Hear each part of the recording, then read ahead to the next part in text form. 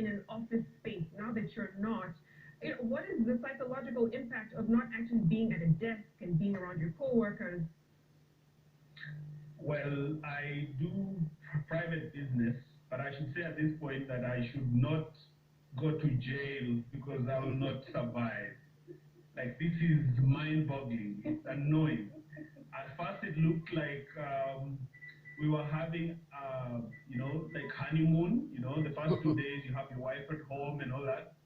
Then shortly you discover she's around for too long than you expect, and that you were not prepared for it. You remember that quote about till death do us part?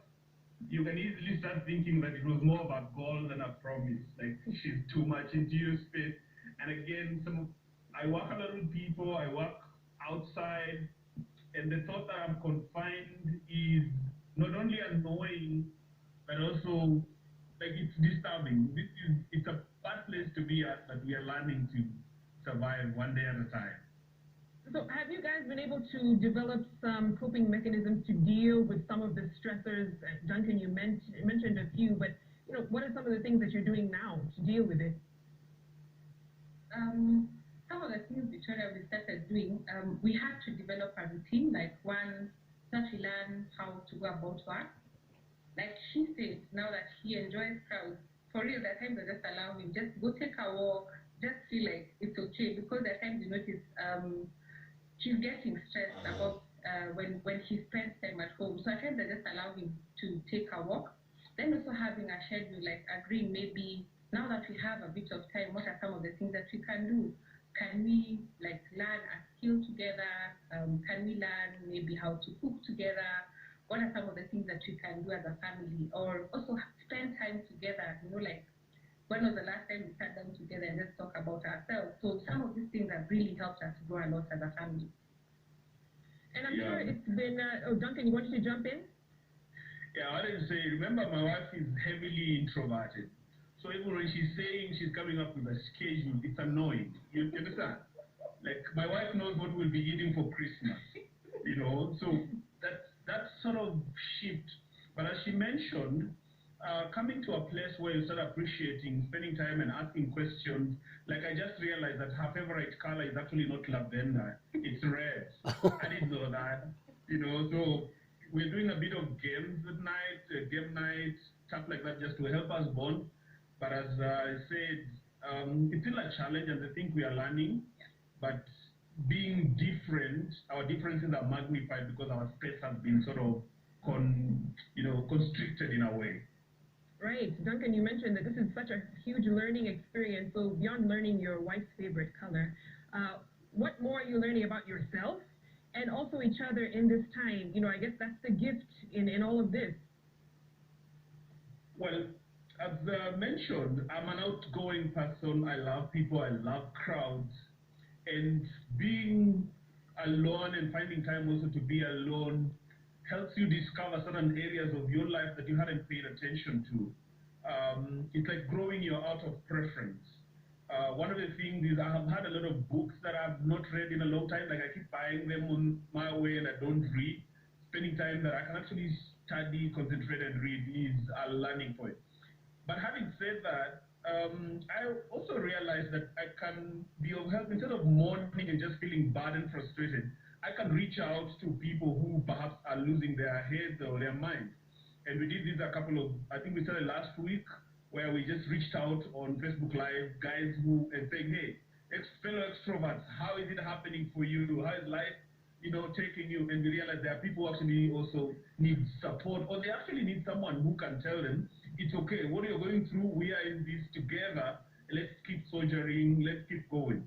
Yeah, apart from that, I realized if you love sleeping like I do sometimes, when you have time to sleep, you can't even sleep. Like, you say, let me sleep for 2 hours, then you wake up 2 minutes later thinking it's 2 hours later, and things like that. So, yeah, we're still learning, as I said. And before I bring in Dr. Frank Jenga, I want to hear this from you guys. Is there anything that concerns you about this time? We've heard that the night curfew has been extended for another 21 days. What is a reason for concern or cause for concern for you in this time, in this period? maybe Victoria, before Linda weighs in to give her sentiments, the kind of work I do, peak season starts in April. I do training, I do conferencing and stuff like that. So a lot of my work sort of starts in April. So January, February, things are cool, they're down. And then also when I was just starting to make some money, things were shut down. And I think being in a space where your revenue stream has been interfered with, and I need to also thank my wife that at times it's not easy when you are, bringing all bread and all that, and now you have sort of to negotiate, rethink through what you need.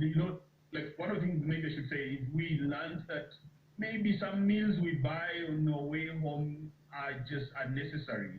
We've eaten a lot of pizza once in a while, but then we are asking ourselves, is it really necessary? And being in that space is what to say, it's challenging, so to say. So our revenues, our financial sort of goals have to be revised. We have to think through what we're going to eat, how we plan our meals so that we can survive. And hearing that the president has extended this, we keep asking ourselves, till when? But it's for the good of the country on one hand, but on the other hand, we are like, how are things going to pan out for us? Right. And Kendi, what are concerns for you? I think it's learning how to embrace the new normal. Like currently you can't go, even if you go shopping, you really have to be so careful, even as a family. You can't just wake up and go to the supermarket like before. You can't just wake up and go to town like before.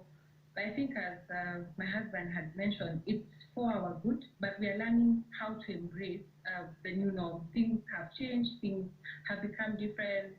We can't wake up and go visit our family members. We can't just meet our friends. All that is changing, but we are hoping that things will be better. Absolutely. That's everyone's hope at this point. I'd like to bring Dr. Frank Njenga on board here. Dr. Frank, I just want you to treat really quickly before I bring you in. This is Being Charlie on Twitter saying, COVID-19 has redefined home-work life. There's greater interaction and relationship time in the family. Nowhere to hide for dysfunctional families, children under strict surveillance. They're just mentioning just some of the changes as a result of this pandemic, Dr. Njenga. But what does this time really mean in terms of relationship and family dynamics? Sadly, it means that those people who have been doing well, like Kendi and her family, the likelihood is that they will emerge from this tragedy knowing each other better, loving each other more, and a better family unit and function. Sadly, for those who have had issues and continue to have issues, chances are that those problems will be magnified and that they are likely to get worse, unless, of course, they take cues from those who are doing well. In summary, therefore, those who are doing well will do well. Those who are having challenges may have to redefine the issues in and around their lives. Right. And what about the families with children? Kendi and Duncan have not reached that point yet. But for the families that do have children and trying to make sense of this time and period, telling your kids you can't go outside and play as normally, you haven't been in school for over a month now, how do they begin to communicate this crisis? It really depends. Yeah, it really depends on the age of the children, and I think the skill that all families will have to develop is what is called age-appropriate communication. If, for example, we have a 3 and a 4-year-old, the language and how you communicate the presence of a virus that is invisible, but that is threatening mom and dad and grandparents even more, will necessarily be completely different from the language that you communicate with an 11 or 12-year-old. So I think the message is the same, but the way that it's communicated necessarily has to be different. Parents who appear frightened, anxious, and will always communicate their fear and anxiety to their children. And I think cool, calm, and deliberate communication with children is key as to how the children respond. Okay, another one here from Kelvin Gashima saying, my problem is in the first 1 week was good for us two, me and my wife. We would sleep late, have chats, watch movies. This has suddenly changed. She leaves me at the table room alone and we talk less. Daktari, what wrong might I have done? No, you've done nothing wrong. I suspect you're just a normal person. I think if you did a survey and looked at 100 families, 90% of them will have complaints like that. The truth is that we are all having to negotiate and renegotiate territory. There are those people who have historically stayed late watching football and passing through the club and have been comfortable being with the boys. The ladies who have been at home preparing meals, taking the children to bed and that sort of thing, have been comfortable in their space. We've been forced into a space that neither the boys nor the girls have experienced in. And if it's just the first week, good, it was nice and comfortable. We have now entered the week of negotiations. If we have a good relationship with one another, a time will come when you will negotiate the relationship and good times will come. If your relationship is fundamentally flawed, Paul Sana. Duncan and Kendi, before I let you go, I just have to ask you this because you've been sharing your experience online on Facebook, and I'm curious, what kind of reaction have you been getting from, other couples? Are they going through the same thing or even worse? Thank you, Victor. We received lots of feedback. Most people are going through what you're going through, especially considering that people are quite different.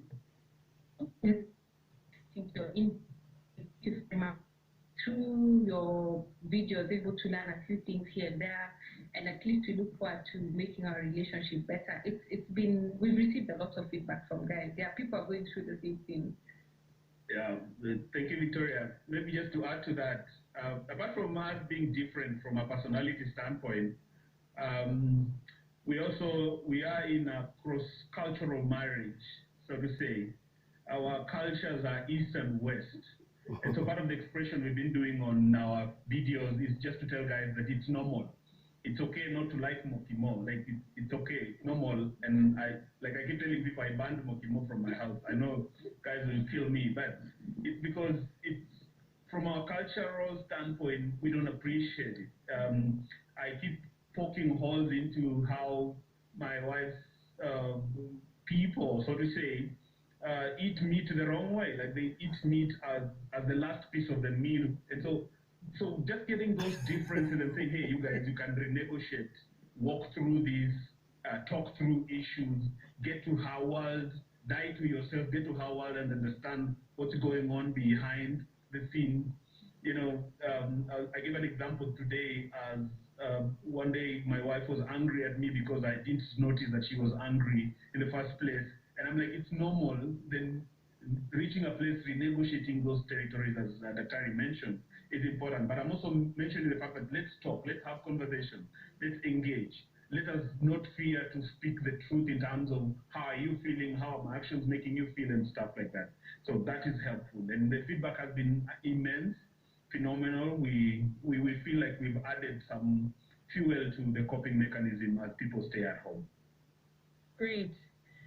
Kendi and Duncan, thank you so much. And you're right, communication is everything at this time. And keep sharing as well. You're helping people that you have no idea through that process. On that note, let's take a short break here on Citizen Weekend. We'll be back with Dr. Frank Njenga.